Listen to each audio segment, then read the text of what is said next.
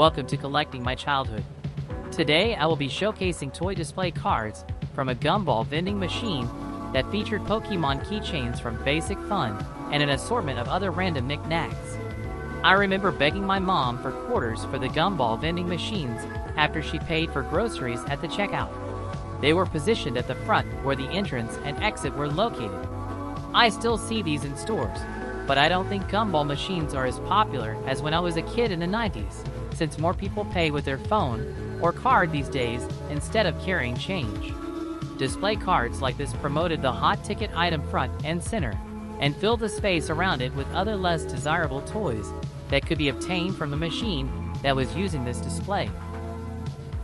I'm keeping this one sealed even though there is some damage to the plastic seal around the rim of the ball and above it. I have this other display card with Snorlax and similar toys that I don't mind opening for the video, even though it hurts me a little to do it since it feels like I'm opening a time capsule. I was able to cut the plastic off so that it could be separated from the backing in one piece, but it looks like some adhesive may have been used to keep the Pokeball attached to the display. The display card background is green, with a yellow stripe running through it diagonally. It's unfortunate about the piece that was peeled away by the Pokeball. It looks kinda gross, but I'm pretty sure I can clean it off easily.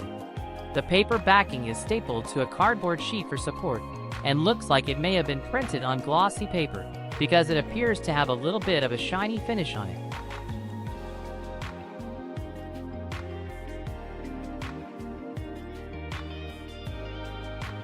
Alright, I'm going to start from the top and work my way to the bottom. First up is this little blue robo dude. The design is really cool to me, and reminds me of retro Kaiju Keishigoma figures that I've collected in the past.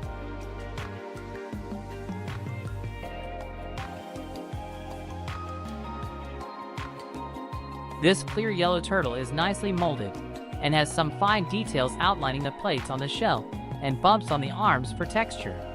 For some reason, it's making me think of hot glue globs.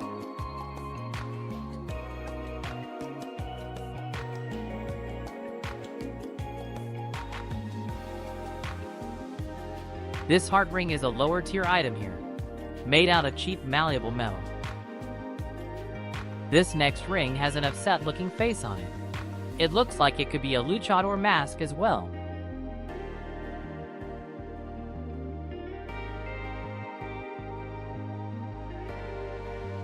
Another lame ring, and this looks big to boot. I'm definitely not a fan of these rings, and am glad that was the last one. I wouldn't be too happy if I got this from a Gumball machine, but at least it has practical use, although I think this is meant for a doll's hair.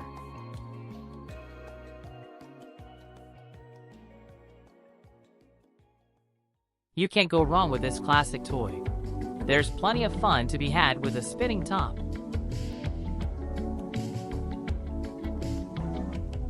This orange plane isn't bad compared to the rings, but the body is a bit strange since it's missing a tail, and seems flattened.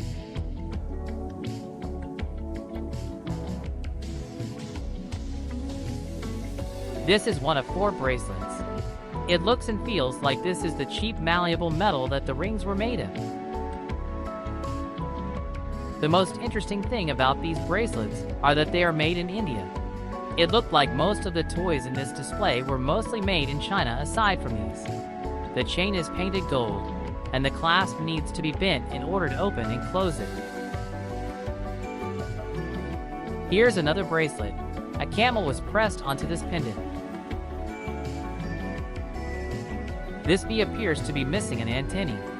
I think this is meant to be a pencil gripper. It looks like a writing utensil can fit through the orange part. The bead bobs up and down when the pencil it is attached to is used to write.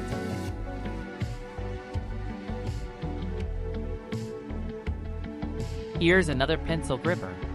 I like the creativity of these, but I can't help but think that these are from a bygone era. I feel like people have moved towards using sleek mechanical pencils or pens. I was never into pencil grippers or pencil topper toys because I didn't like the extra weight of it on my writing utensil and found them distracting.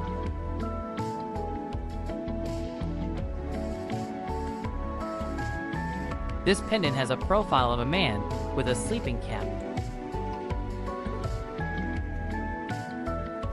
This one has a rabbit and full moon overhead.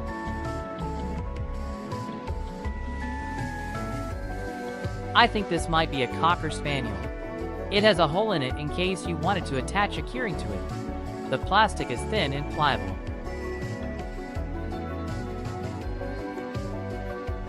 This is a pink magnifying glass with a short ornate twisting handle. It doesn't work very well.